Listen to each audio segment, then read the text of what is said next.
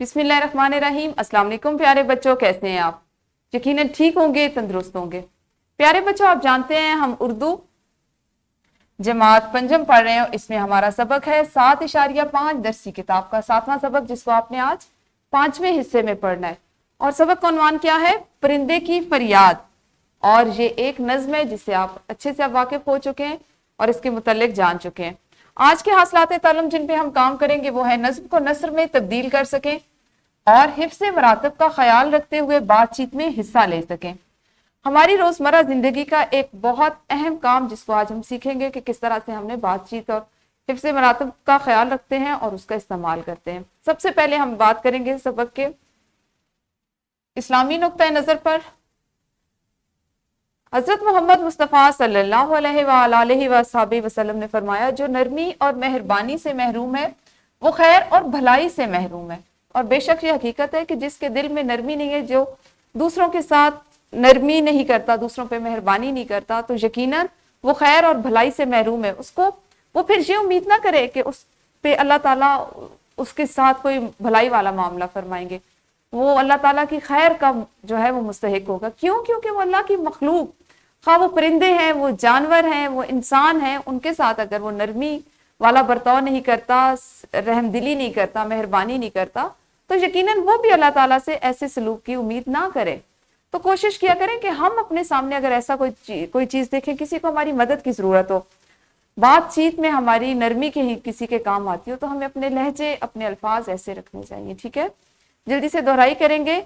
और दोहराई में आपने क्या करना है, बताना है मुझे कि परिंदा गमगीन क्यों है। क्योंकि हमने अपने कल वाले सबक में पढ़ा था इस परिंदे के बारे में, जो इस नज्म में जिसका जिक्र किया कि वो बहुत उदास है, बहुत परेशान है, ठीक है, और गमगीन है।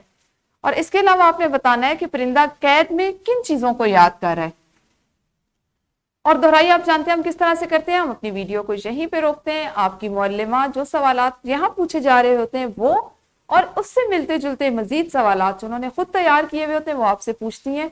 और यूं हम अपने गुज़श्ता सबक की दोहराई करते हुए उसको अपने आज पढ़ाए जाने वाले सबक से मुंसलिक करते हैं और सबक को जारी रखते हैं।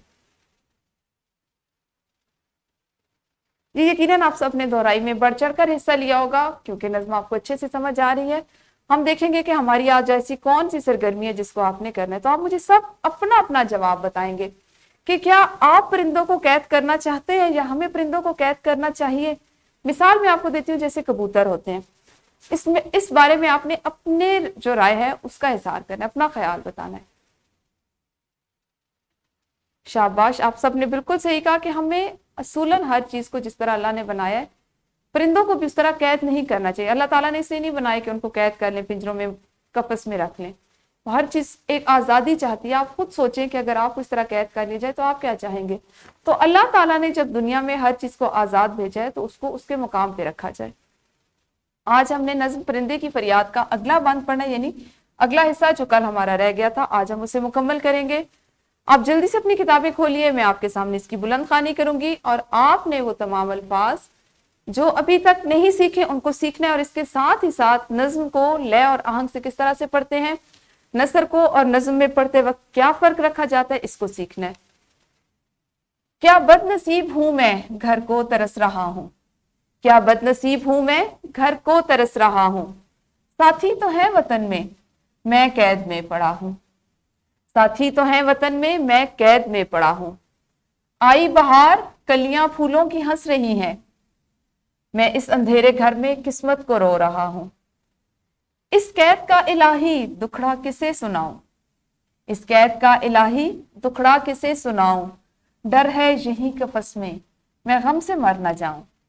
देखिए कितना अफसुर्दा है, कितना गमगीन है वो परिंदा। और क्यों गमगीन है? क्योंकि उससे उसकी आजादी छिन गई है, उसके दोस्त, उसके साथी उससे छिन गए। आजाद माहौल, खुली फजा में परवास करना, आपको पता है ना परिंदों का काम ही ये है कि वो खुली हवा में, खुली फजा में परवास करें, उड़ें, चहचहाएं और अपनी मौज मस्ती में अपनी जिंदगी गुजारें। लेकिन क्या एक परिंदा जो कैद में है, जो पिंजरे में बंद है, वो उड़ सकता है? उसके तो परों को आपने बिल्कुल उसके साथ चिपका दिया, क्योंकि जब पर खुलेंगे वो उड़ेगा तो उसके पास उड़ने की जगह ही नहीं।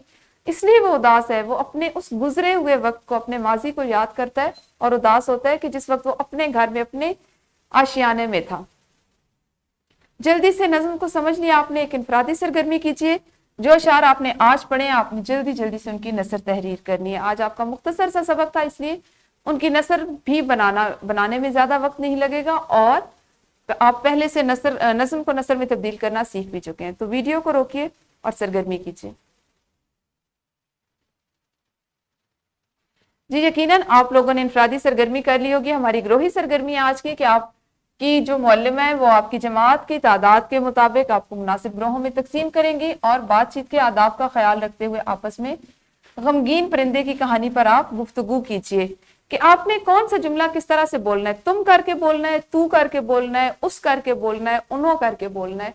यानी आपने बातचीत में जो आदाब होते हैं, जिसको बड़ा है तो उसको किस तरह मुखातिब किया जाए, छोटे हैं तो उनको किस तरह से मुखातिब किया जाए, इन चीजों को, ये होते हैं हिफ्ज़े मरातब, किसी के मर्तबे के मुताबिक उससे बातचीत करना, कलाम करना।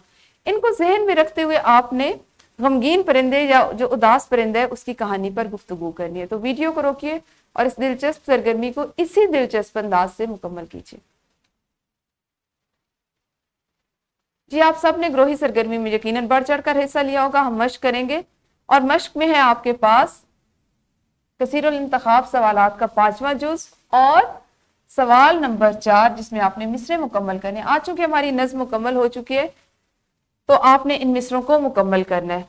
इसी तरह सवाल नंबर 5 है जुमलों को अल्फाज में इस्तेमाल करना और अशार की तशरीह और खत कशीदा अल्फाज के मानी लिखना। आप सवाल नंबर 6 को अपने घर के काम में शामिल कर दीजिए।